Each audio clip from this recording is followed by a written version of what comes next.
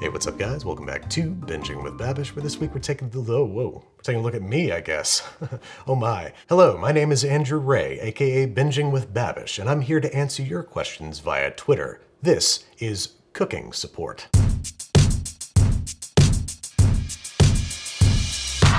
At ND Welch asks, why do they always use kosher salt in cooking videos? Well, I'll tell you, Nathan.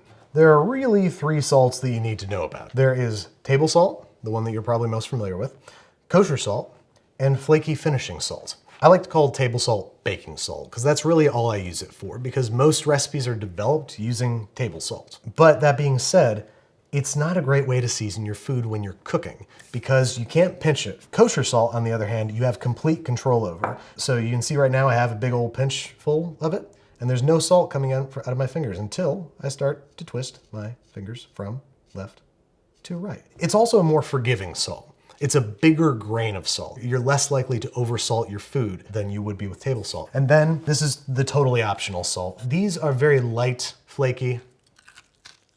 Ugh. Really all you use it for is finishing. That's why it's called finishing salt. These two though, absolute necessities. Just know when to use them and why and how. All in all caps. People don't keep eggs in the fridge? Don't they go bad faster? As far as I understand, and please take what I'm saying with several grains of salt, because this is your food safety we're talking about here, and you shouldn't trust a guy who doesn't have food safety certification, never went to culinary school, went to film school, got really bad grades, and kind of lucked into his job as a food influencer. You shouldn't be listening to me. The eggs that you need to refrigerate are ones that have been commercially washed. Here in the States, they wash eggs with great rigor, and that strips away the sort of natural protection on the outside of the shell, so they must be refrigerated. If you got them from the side of the road and they were not in the fridge, chances are they just came out of a hen's ass and they're ready to stay at room temperature in your stylish barn converted backsplash kitchen. Anyway, that old Davy boy. Cooking Twitter, what are some good knives that won't immediately break the bank? Well, I'll tell you. Sorry. I do have a line of cookware out, okay? It's called the Babish cookware line, all right? These are German steel knives. They're full tang blades. They are 4116 German steel. They come sharp, they keep an edge, and they're 25 bucks, $25 to $30 per knife. That being said, I'm not here just to huck my cookware. Huck, is that the word? I'm not just here to sling cookware. I'm also gonna be fully honest about other brands that I like. Victorinox Fibrox makes a great starter knife. It is stamped, not forged. Likewise with Wusthoff's Pro line. It's so cheap, it's $20 for a knife. It's a great learning knife, it's a great starter knife. But these knives are great too. At Follower of Dole says, time to ask a chef. When I make fluffy scrambled eggs and cheese, fluffy is I tried to make an omelet and screwed it up. My dish is oily. I think it's oil from the cheese because the eggs are cooked fully, but it's kind of buttery flavor. It's good, but how to fix. So what I'm guessing you're doing is adding the cheese too early, so it's getting too much heat from the pan, so it's going beyond the point of melting and it's breaking. When it breaks, it basically means that the oil just seeps out of it. What I would do is try to add your cheese as late as humanly possible. Just don't overheat it, and don't use cheeses that are too old. You know, use a Gruyere or a not too sharp, pretty mild cheddar, because they're better melters. They're gonna stand up to the heat better. Tablespoon and a half of butter in the pan. Eggs, always crack on a flat surface. Then, throw the pan back on the heat. Before it gets in the pan, I'm gonna beat these guys up. I'm gonna use the tiny whisk. They're more homogeneous now, so now we're gonna add them to the pan. Keep them moving. Keep the pan moving, keep the eggs moving. You put this on toast and it's almost spreadable. There we go, that's done. Irish cheddar. We'll put a fair amount in there. This is probably 2 ounces. Yeah, 2 ounces-ish. We're just mixing them in there, keeping them moving, and letting the residual heat in the pan melt the cheese and incorporate them into the egg. This is how I like my scrambled eggs. You might not like them this way. I like them creamy, I like them spreadable. And no matter how you like your scrambled eggs, if you add your cheese at the end and don't heat the cheese directly on the stovetop, you will notice that there's not a hint of oil or grease in this pan. It is just egg and cheese. Nothing has separated. And that's how you prevent cheese from breaking. At Duchess Woodall said, "Kay, what y'all season your ribeyes with?" Salt and pepper, man. Salt and pepper. For the most part, you're just hitting it with salt and pepper. Maybe a sauce or something on the back end. Steak seasonings, the shakers and all that stuff, not so much. Beaverboss9 says, people give me all of your advice on how to cook large slabs of meat so it won't dry out. The dog is now getting my 3-pound pork roast because I dried it out. A lot of things could be happening here. First off, you might be cooking it at too high a temperature. You might be just cooking it for too long. Pork you can cook to a rosy 135 if you know where the pork is from and if you trust it. Otherwise, cook it to 145. It's still gonna be nice and rosy and pink in the middle, and it's gonna be super juicy. Something like a pork loin, which doesn't have much intramuscular fat, you need to be very careful to make sure that you're not overcooking it, because that's how it dries out very fast. If you overcook it by 10 degrees, it's gonna be dry as a bone. You need to cook slowly, gently with big joints of meat. The best way to make prime rib, for example, is to cook it at like 250 degrees Fahrenheit for like 6 hours. Also, yeah, pull the meat 10 degrees shy of where you want it to end up. It will come up 10 more degrees at least when it comes out of the oven.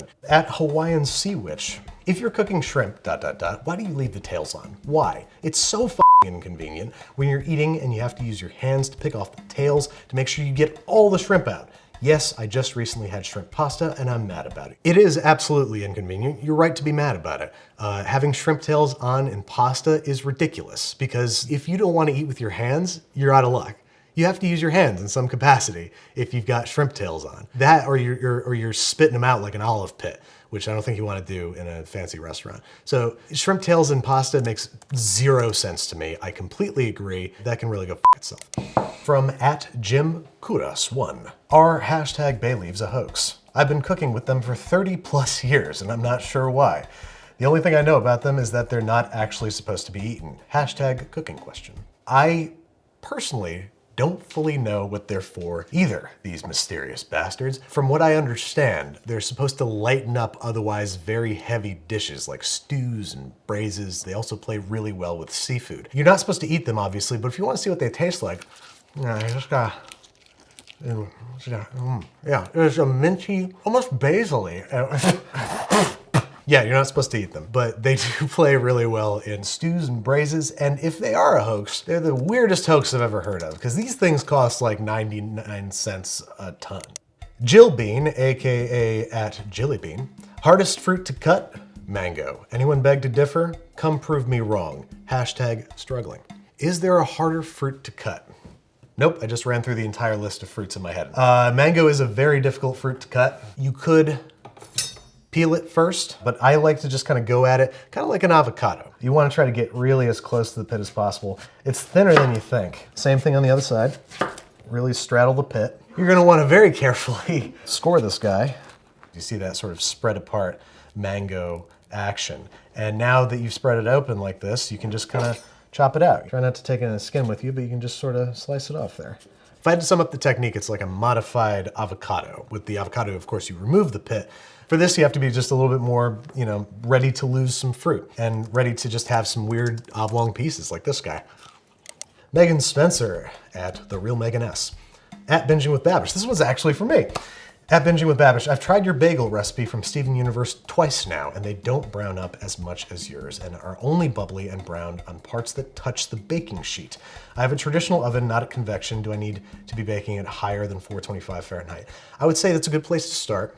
Another really important thing would be to make sure that the rack in your oven is in the right spot. If they're only browning on the bottom, I'm guessing your rack is towards the bottom of the oven. Especially if you have an electric oven that has the heating element on the bottom, they're getting blasted with heat on the bottom, but not so much on the top. So if you put that rack in the top third of your oven, that's going to get a lot more radiant heat off the top of your oven, bouncing down onto the bagels. It's gonna help brown them more efficiently. They definitely do brown better with a convection oven, but you can still make amazing bagels without convection. Another great thing to try is the home steam oven method, which is to place a heat-proof dish or skillet underneath in the rack below the one that you're gonna be baking on. Let it preheat with your oven, let it get nice and hot, and then when you put the bagels in the oven, pour some boiling water into that vessel, whatever it is, and that's going to generate a whole lot of steam in your oven, which is going to allow your bagels to rise more before they start to form a crust, before they start to brown. That's going to give you not only a better oven spring, it's going to give you a better crust. So try moving your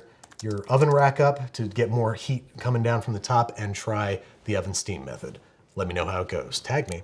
Goddess Betty Jane @ByBetty2. What do you think is the worst food you could eat in the tub? Biscotti wasn't a great idea, but I'm contemplating leftover pad thai. Both terrible ideas. I totally agree. Bad ideas. Anything crummy or saucy. Pad thai would be not great, but I think a worse one would be any kind of red sauce. A croissant would be terrible to eat in a bath, especially when you have a beard. It's just a croissant catcher. I think the moral of the story is here, keep only eat corn dogs in the bath. It's portable, one hand. I really think that corn dogs are the best bathtub food. And apples, if you're trying to be healthy. At Matty S. Carpenter says, is there something about zesting a lemon that I don't understand, or are we all just ending up with the lemon stuck in the grater? You're not imagining anything. That's absolutely what happens. I like a rasp style grater like this one. This allows the lemon to fall out a little bit more freely. First off, you don't want to grate too close to the pith. You just want the outermost layer of the lemon. You don't want the white stuff underneath. The stuff directly on the outside, just the zest, that's where the lemon flavor is. It's sweet, it's mild, it's not bitter. You're still gonna end up with a whole bunch stuck in there, but all you gotta do, well, that's it. No big deal. Sarah at SO Teach Me. Question, when cooking risotto, a glug or a gluggle of wine is a correct and appropriate measure, right? Absolutely. Risotto is a very imprecise process. It's something that you really need to sort of feel out. If you put a half a bottle of wine in there or half a cup of wine in there, it's still gonna taste good. And a glug is a great way to do it. Generally with like a standard batch of risotto, I'm putting like a cup of white wine in there. So I would say more of a gluggle than a glug, because that's like a maybe 4 glugs. And I would call that a gluggle. That sounds like a gaggle of glugs. At Security Sphinx asks, what is the best cocktail garnish and why is it a Luxardo cherry? I completely agree with you. It is a Luxardo cherry. Why is it a Luxardo cherry? Because Luxardo cherries are worth every penny of the like freaking $20 that a jar costs. They are rich. They don't taste cloyingly sweet. They have the perfect texture to them. They're not mushy, but they have a little bit of a snap. The syrup is dark and rich and sweet and luxuriant. And I always like to use it in my old fashions as my simple syrup because it's very, very sweet and it adds that wonderful Luxardo flavor to my cocktail. So absolutely the best cocktail garnish, 100%, unless we're talking about Bloody Marys, in which case everything's the best cocktail garnish. Bosson888 asks, lately I've been cooking a lot with onions and wowee, the thing about them making you cry is not a joke. Does anyone have any solutions to this problem? I've tried running them underwater a bit, doesn't work. I think I'm thinking more like the onion goggles Phil wears in Modern Family. That really is like the only solution is onion goggles. Like that's a thing. Wear your swimming goggles and those will work fine. There's really not any other way. Maddie Matheson attests that you need a sharp knife, which there's something to that because the sharper your knife is, the fewer cell walls in the onion you're rupturing. So it should, in theory, not make you cry as much. But it also just totally depends on the onion. I think fridging them might help. Like I've always fridged my onions and I feel like they've made me cry less than most other people's onions. Wear some goggles if you want to be a dork about it. Otherwise, suck it up and get it over with as fast as possible without chopping off a finger. At Good Luck Grunge. What is the best sandwich? I'm thinking it's gotta be the homemade BLT sandwich with mayo. Truly food of the gods. I love a BLT. It is one of the simplest sandwiches you can get. However, I can't say it's the best sandwich. My favorite sandwich is very close to the Liz Lemon, which is, you got some pastrami, you got some turkey, you got some coleslaw, Russian dressing, potato chips. You got a lot of crunch in there. I think that even a BLT can be improved though. You could throw a runny egg on there. You could throw a slice of cheese on there, a little bit of Gruyere or something like that. Nice, fresh, crisp lettuce. Toast the inside of your bread. This is what you should take away from my long-winded, meandering answer. Toast the inside of your bread, not the outside. It will spare the roof of your mouth, but you'll get all the crunch and all the flavor, and it will prevent your bread from getting soggy. And to me, that's a better BLT. It's BLT plus good. At Caden Bop asks, how often do we really need to sharpen knives when cooking? How often do you binging with Babish? That's me. Is it like after each use, like some people, or should it be more like once a week or even a month? Definitely the latter. You don't need to sharpen it after each use. Depends on how often you're cooking. If you're cooking for yourself every night, every meal, yeah, once a week, you're probably gonna wanna give it a sharpen. If cooking's more of a hobby, if you're cooking on the weekends, I sharpen them probably once a month. It also depends on the knife you have. If your knife doesn't hold an edge very long, you need to sharpen it more often. Likewise with a honing rod. Lots of folks think that this is a knife sharpener. Not so. This is a honing rod.